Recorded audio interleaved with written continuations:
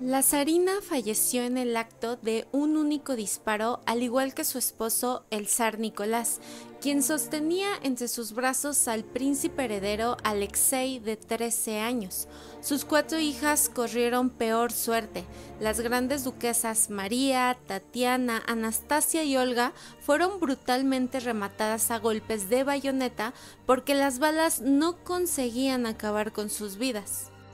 Los peores temores de la última emperatriz de Rusia habían llegado a su fin. Tenía 46 años y había soportado con asombrosa entereza un largo y humillante cautiverio tras la abdicación de su esposo y el estallido de la revolución.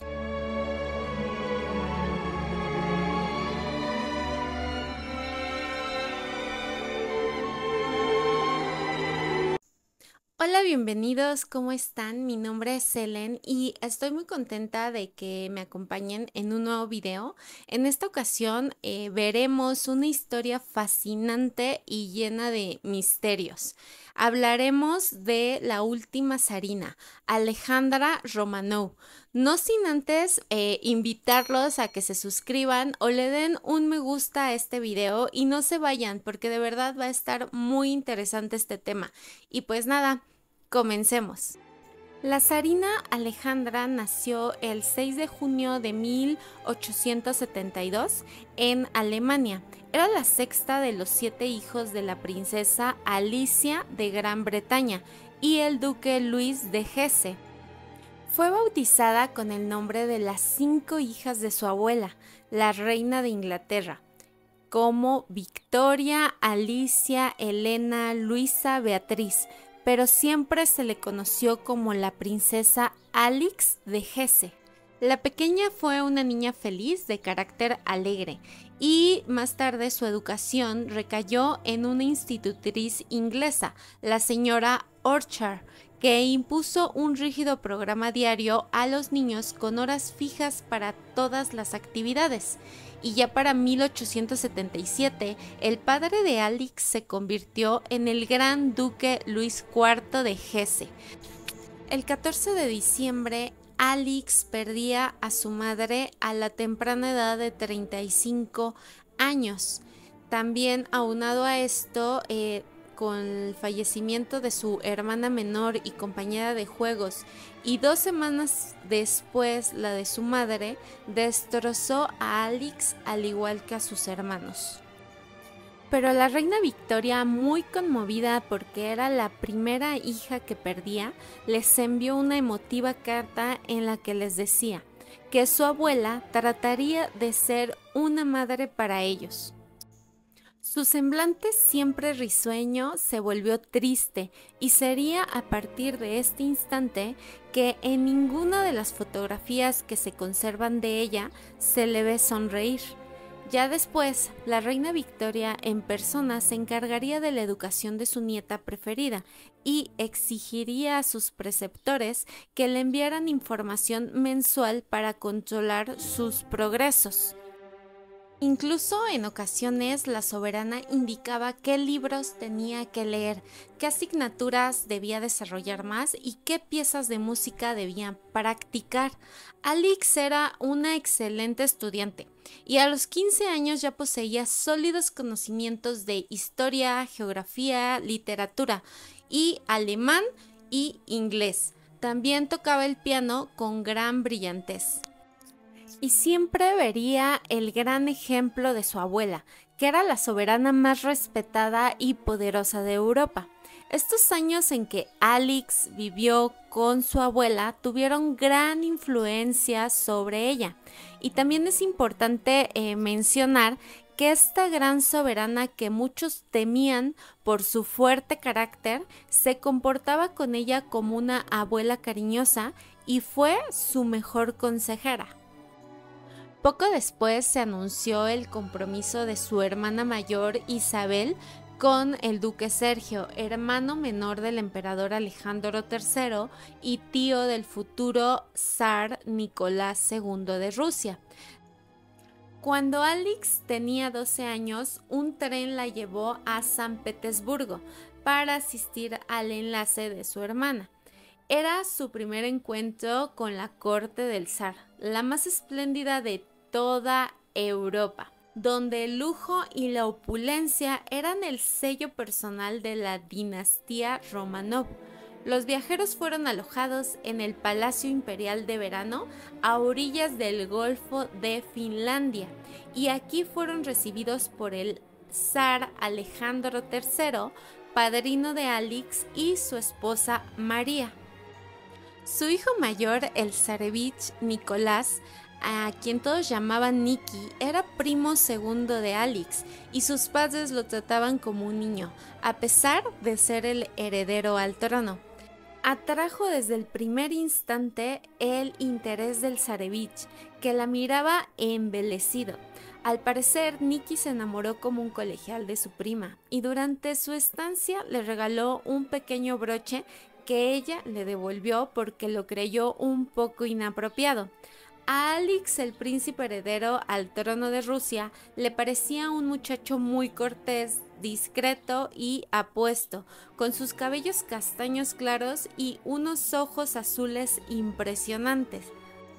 Los jóvenes tardarían 5 años en volver a verse. En 1889, la princesa fue a visitar a su hermana a San Petersburgo, en compañía de su hermano Ernie y de su padre. Ahora era una joven de 17 años, de radiante belleza y fuerte carácter. En las fotografías de aquella época se le ve alta y delgada, de facciones casi perfectas, brillantes ojos azules y un cabello dorado y cobrizo. Él también había cambiado y a sus 21 años el zarevich resultaba muy elegante y atractivo, vestido con su uniforme de oficial. En aquel año de 1889, la princesa se preparó para su confirmación en la iglesia luterana, un paso obligatorio para cualquier joven que pretendiera ingresar en la alta sociedad o ser presentada en una corte europea. Alix se lo tomó muy en serio, estudió a fondo las lecciones y permaneció largas horas arrodillada rezando en la intimidad de su habitación. En aquellos años, Alix viajó a menudo por Europa con su padre, al que se sentía muy unida, pero en marzo de 1892 otra desgracia truncó su felicidad. El gran duque Luis falleció de manera inesperada de un ataque al corazón a la edad de 54 años. La muerte de su padre le afectaría tanto que durante años no pudo mencionar su nombre ni hablar de él.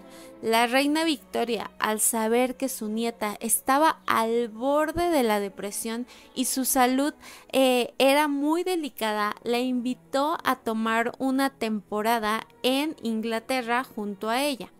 Por otro lado, Victoria no veía con buenos ojos a los Romanov y se negaba a que su nieta se casara y renunciara a su fe luterana. Y por otro lado, los padres de Nicolás también se oponían a este enlace. Pero el mayor obstáculo, y Nicolás lo sabía muy bien, era su firme negativa a abandonar la religión luterana.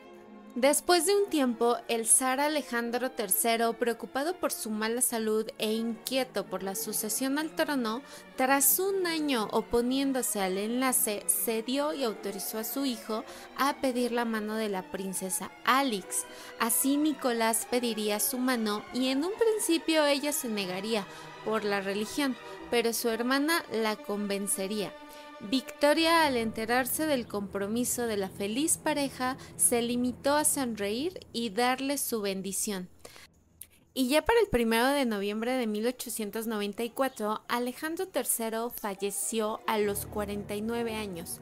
Su viuda se desmayó en los brazos de Alix y el zarevich se sentía hundido y abrumado. No solo había perdido a su padre, sino que ahora debería ascender al trono sin contar con ninguna experiencia ni preparación. Un día después de la muerte de Alejandro III, la princesa fue confirmada en la Iglesia Ortodoxa rusa y adoptó el nombre de Alejandra Feodorovna. El día de la boda imperial, la ciudad de San Petersburgo amaneció cubierta por la nieve. La ceremonia tuvo lugar en el impresionante salón de Malaquita del Palacio de Invierno. La novia lucía un recargado vestido antiguo de fiesta ruso. Alejandra había arribado a su nueva patria en circunstancias muy sombrías. Durante 17 días vestiría de luto con un largo vestido y el rostro cubierto por un velo. La princesa alemana Alix ascendió al trono de Rusia a los 22 años y con su matrimonio se convertía en su majestad imperial, la zarina Alejandra Feodorovna, emperatriz de Rusia. Pero los problemas que Alejandra tendría con su suegra serían tan fuertes que se convertiría en su peor rival.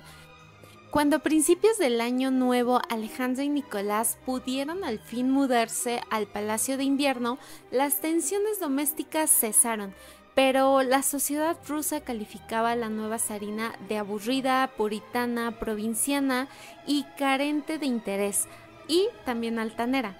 En poco tiempo, Alejandra se convirtió en el blanco de todas las críticas y burlas, y aunque intentó representar su papel lo mejor que pudo, no consiguió ganarse al pueblo ruso. Pero muy pronto todos los problemas se desvanecieron cuando Alejandra descubrió que estaba embarazada, apenas 6 meses después de su boda.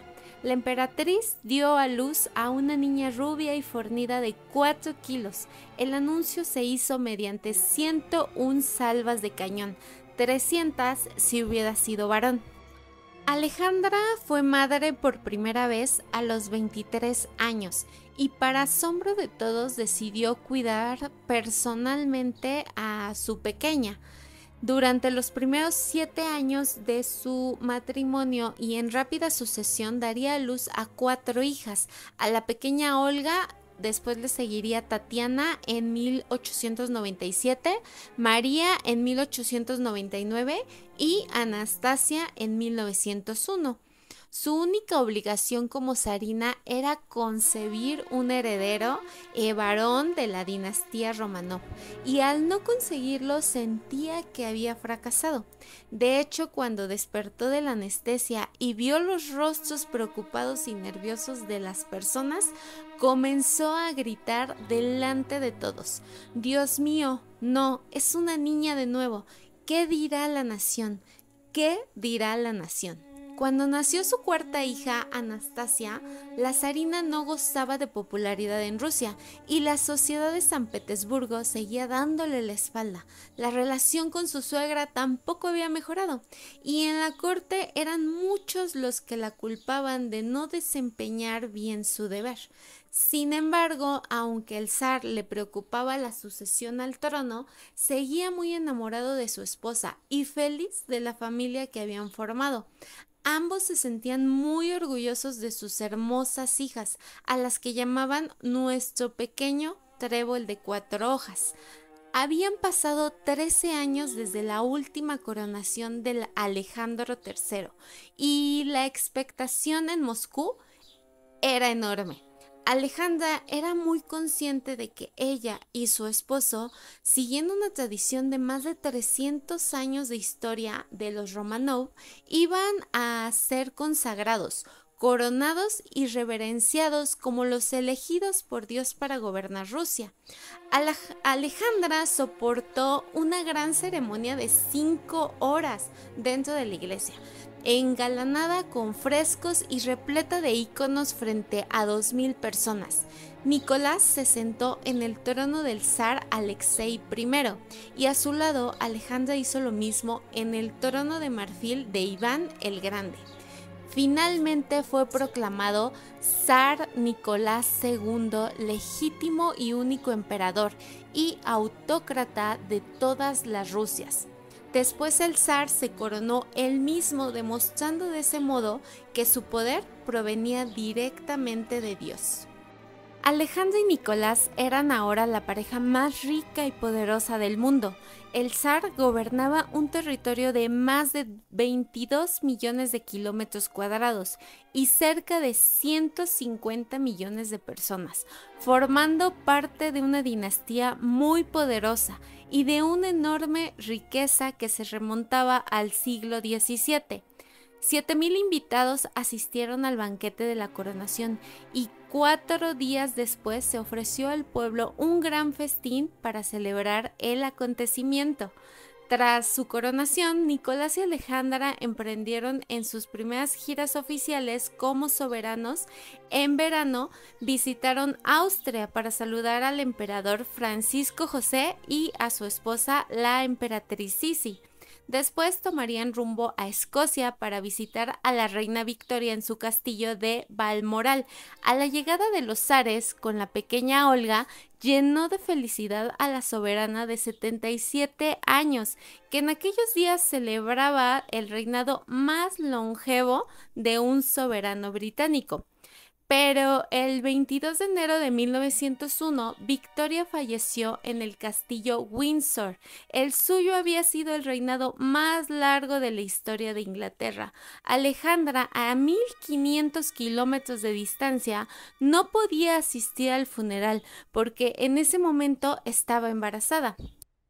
Y aunque en sus primeros años de matrimonio la zarina permaneció al margen de la política, poco a poco, y viendo la debilidad de su esposo, influiría cada vez más en él.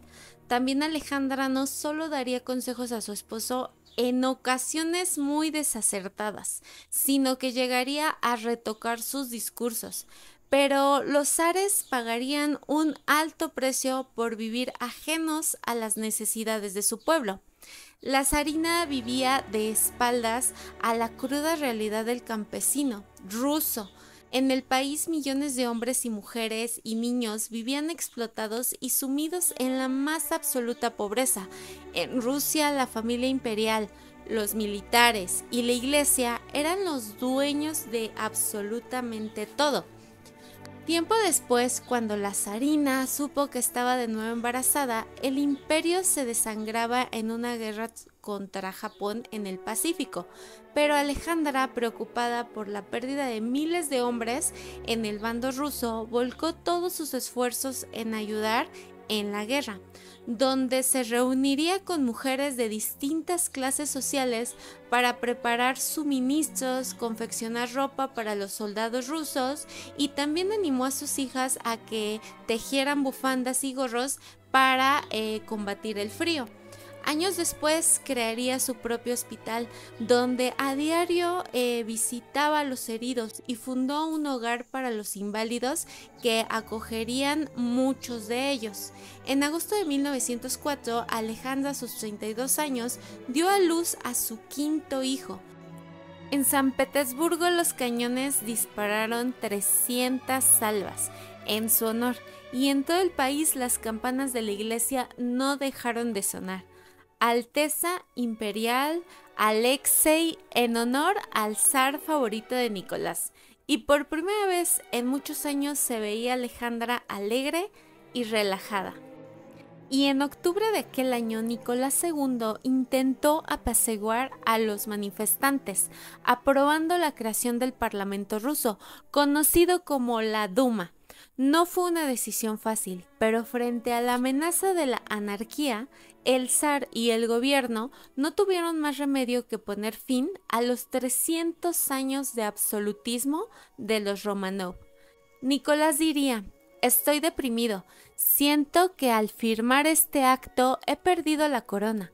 Ahora todo ha terminado».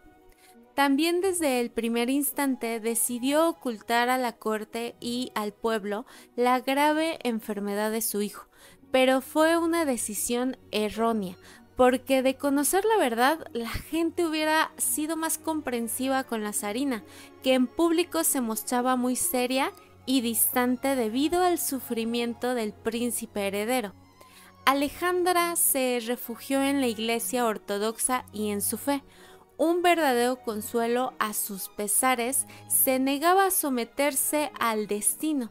Hablaba sin cesar de la ignorancia de los médicos y manifestaba una preferencia franca a los hechiceros, y se volvió hacia la religión y sus oraciones estaban tocadas por cierta histeria. La escena estaba preparada para la aparición de un milagrero. La gran duquesa Militza presentó a la zarina a un misterioso campesino proveniente del pueblo siberiano llamado Grigori Rasputin.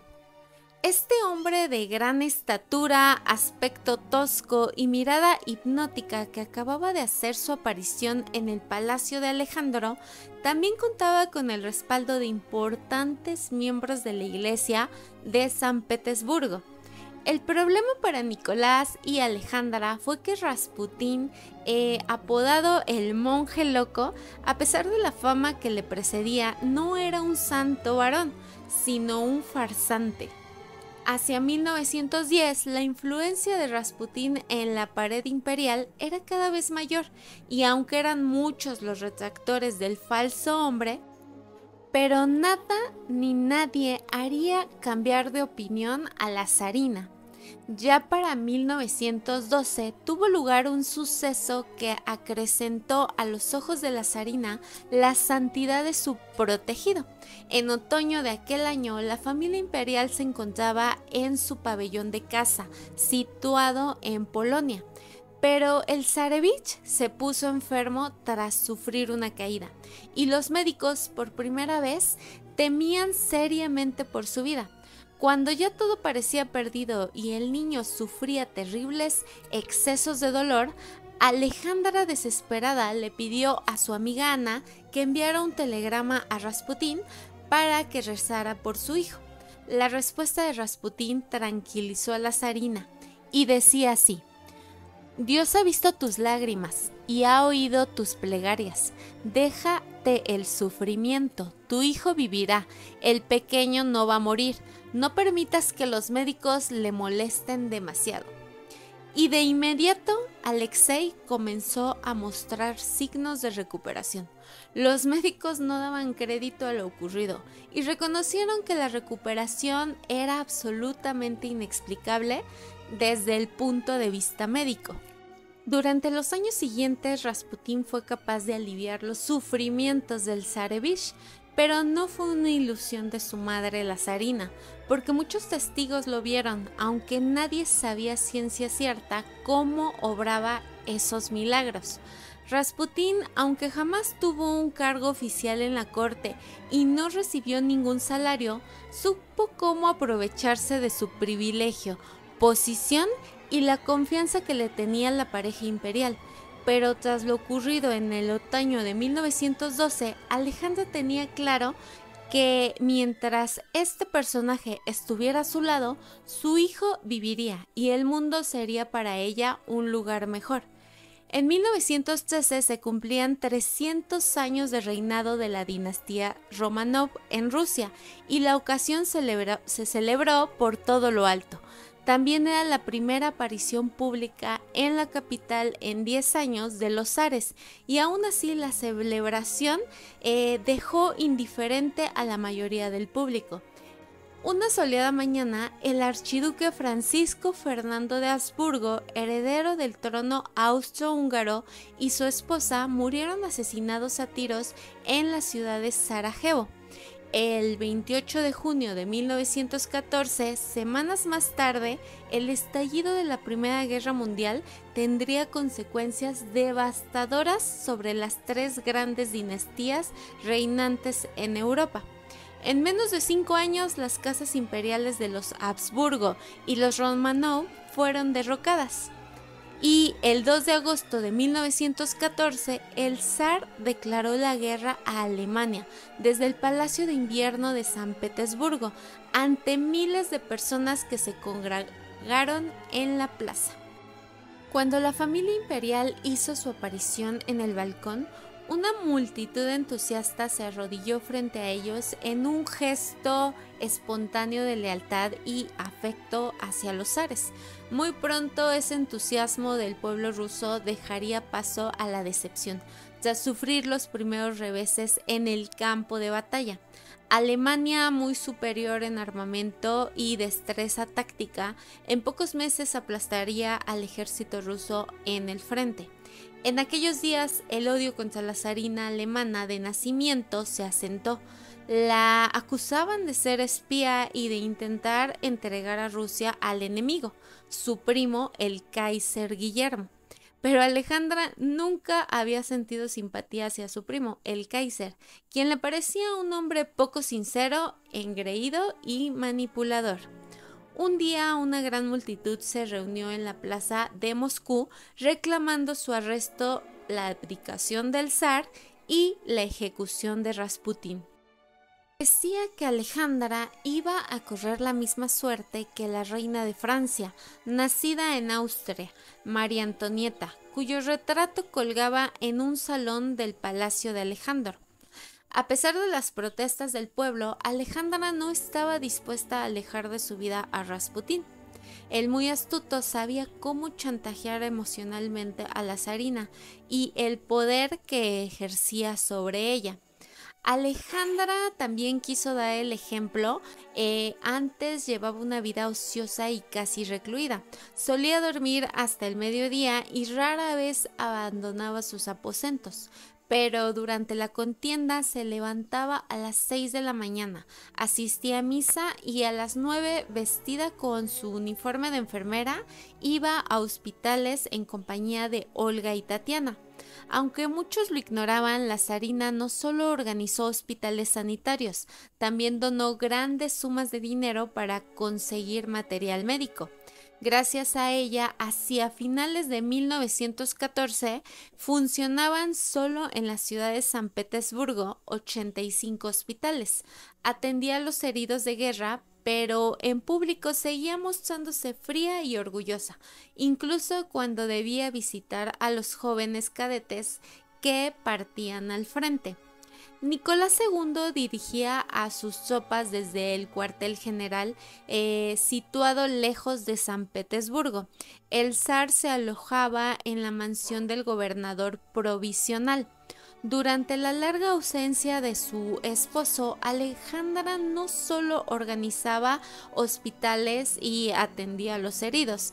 También, antes de que Nicolás abandonara la capital rumbo al cuartel general, dejó a su esposa al frente del gobierno.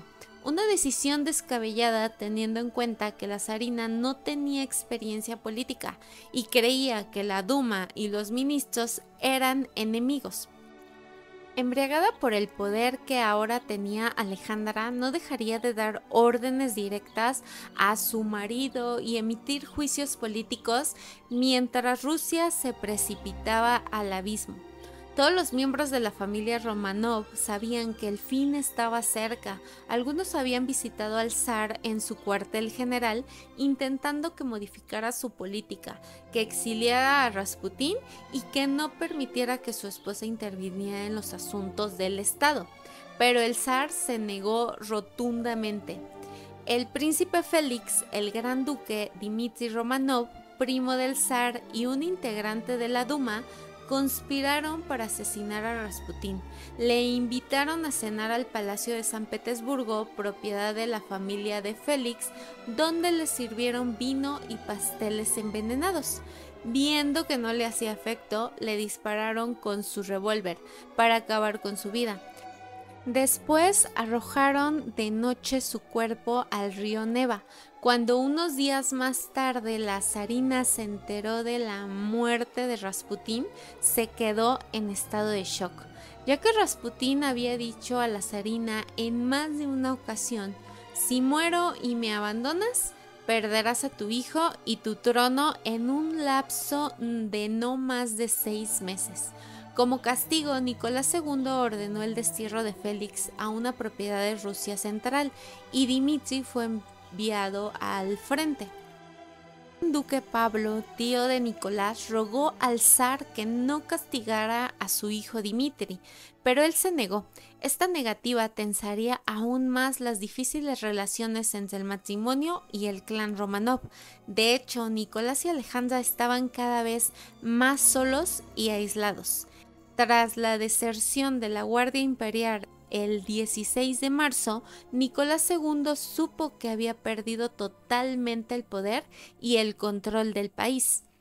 Sin dudarlo, aceptó abdicar para evitarle al pueblo ruso un baño de sangre con una simple firma, y tras la renuncia a la sucesión de su hermano menor, el gran duque Miguel, se puso fin a la dinastía Románov. La caída del zar conmocionó a toda Europa. El hecho de que el pueblo hubiera derrocado a una familia tan antigua y poderosa significaba que las demás coronas podían correr la misma suerte. Cuando el zar abdicó, pusieron bajo arresto domiciliario a su esposa y a sus hijos en un ala del palacio de Alejandro, vigilados por soldados revolucionarios. El caos y la violencia se habían apoderado de la capital. De hecho, en pocas horas una turba comenzó a llegar a los límites del Parque Imperial, y los soldados leales a la familia real que defendían en el palacio de Alejandro desertaron. Durante 22 azarosos años había sido la gran emperatriz de Rusia, y entonces bruscamente perdía el poder y el prestigio. Ya solo era Alejandra Románov, prisionera de su propio palacio, y sin saber qué le depararía el destino a ella y a su familia. Los revolucionarios les cortaron la luz eléctrica y el abastecimiento de agua. La temperatura exterior en aquellos días era de 22 grados bajo cero, y en el interior del palacio la calefacción dejó de funcionar. Cuando Nicolás pudo regresar al fin después de su abdicación, la tensión y el agotamiento que había vivido eran evidentes.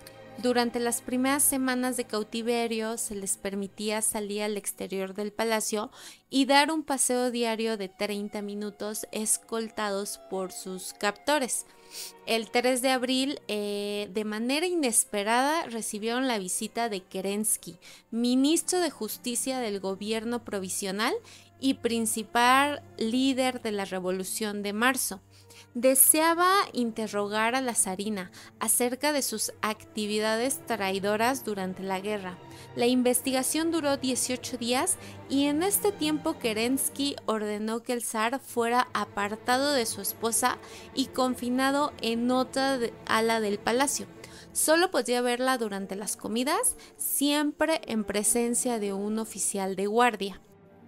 Pero llamaría la atención la claridad, la energía y la franqueza de las palabras de Alejandra. Cuando terminó su investigación, declaró a la zarina inocente de las acusaciones de traición y dijo al zar: su esposa no miente. El comportamiento digno y sereno de Nicolás y Alejandra contrastaban con las insolencias y brutalidad de los soldados encargados de su custodia. El trato que les daban incluso a sus hijos era cada vez más denigrante. En aquellos días la zarina reflexionaba sobre todo lo ocurrido y por primera vez se sintió culpable del derrocamiento de su esposo. Solo la idea de que finalmente se les permitiría exiliarse a Inglaterra le daba ánimos en tan críticos momentos. Pero Alejandra y Nicolás ignoraban que en Londres su primo el rey Jorge V se había lavado las manos y su gobierno les había negado el asilo. En Inglaterra imperaba un sentimiento muy anti-alemán, y los Románov no contaban con el cariño de los británicos. La noche del 15 de agosto, la familia real y su séquito abandonaron el palacio de Alejandro para siempre.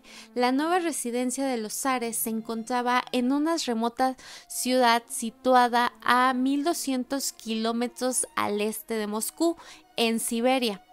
Pero la calefacción de la casa no funcionaba y la temperatura exterior llegó hasta los 50 grados bajo cero. El zar se le permitía cortar troncos de leña para utilizar en las estufas y en la cocina, que era su único pasatiempo. Alejandra leía la Biblia, daba lecciones de alemán a sus hijos y, pese a su vista cansada, tejía medias para la familia y prendas para sus hijos. En noviembre de 1917, Vladimir Lenin y los bolcheviques tomaron el poder y derrocaron al gobierno provisional de Kerensky.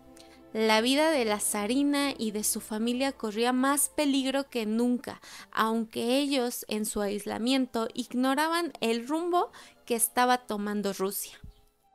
Finalmente, el 25 de abril de 1918, los líderes bolcheviques decidieron que el zar debía abandonar la ciudad y dirigirse a Ekaterimburgo, a 500 kilómetros de distancia, ya que temían que el ejército blanco, fiel a la monarquía, pudiera liberar a los Romanov y sacarles del país.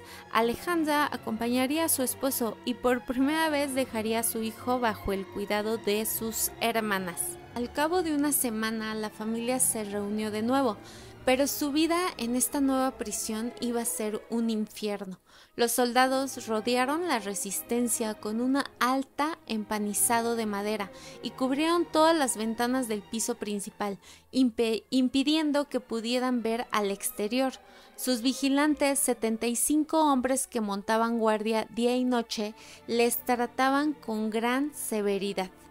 Los guardias que ahora les vigilaban eran miembros de la policía secreta bolchevique, liderada por el siniestro Yakov Yurovsky.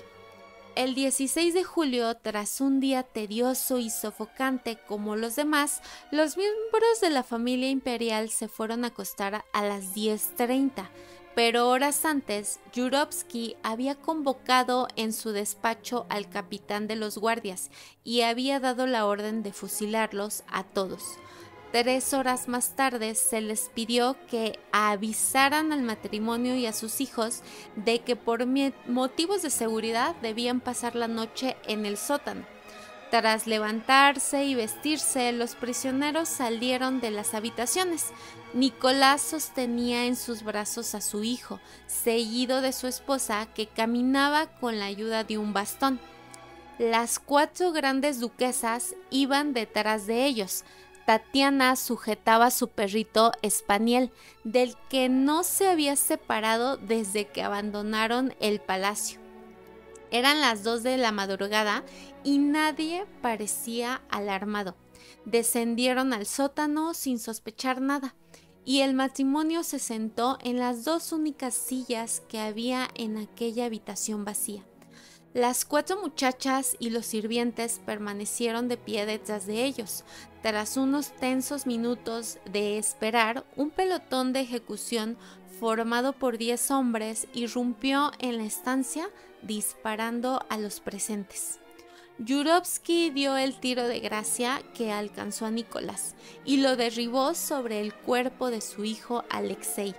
Alejandra se persinó y al instante una bala atravesó su cabeza y la lanzó hacia atrás, falleciendo en el acto. Pero sus hijas no tuvieron la misma suerte, ya que sufrieron una auténtica tortura. Las 4 jóvenes, asustadas, se agruparon en un rincón del sótano y gritaban horrorizadas. Pero los asesinos que disparaban se dieron cuenta de que no conseguían herirlas a causa de las joyas que ocultaban en el interior de su ropa.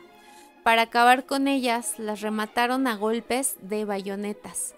Los disparos cesaron, pero los gemidos rompieron el silencio del lugar.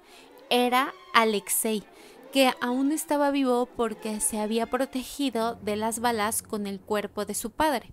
El propio Yurovsky se acercó hasta él y le disparó a sangre fría con su revólver en repetidas ocasiones hasta que dejó de moverse. La habitación estaba llena de humo, olía a pólvora y un enorme charco de sangre cubría el suelo de la estancia donde yacían apiñados los cuerpos de la familia del zar y sus sirvientes. Para los años 80, el destino quiso que los restos de la familia imperial fueran hallados, identificados tras permanecer ocultos en el bosque de Koptiaki. Hoy descansan al fin todos juntos en el panteón de la Catedral de San Pedro y San Pablo en San Petersburgo, donde nunca faltan flores y coronas en su memoria. En noviembre de 1981, en una ceremonia cargada de simbolismo, el zar y su familia fueron canonizados por la Iglesia Ortodoxa rusa. Aquel día, Alejandra Romanov, nieta predilecta de la reina Victoria y la última emperatriz de Rusia, se convirtió en mártir y santa. Y llegamos al final del video, espero que les haya gustado y no olviden de suscribirse y regalarme un me gusta, se los agradeceré muchísimo. Y nos vemos en el próximo video, se cuidan mucho, bye.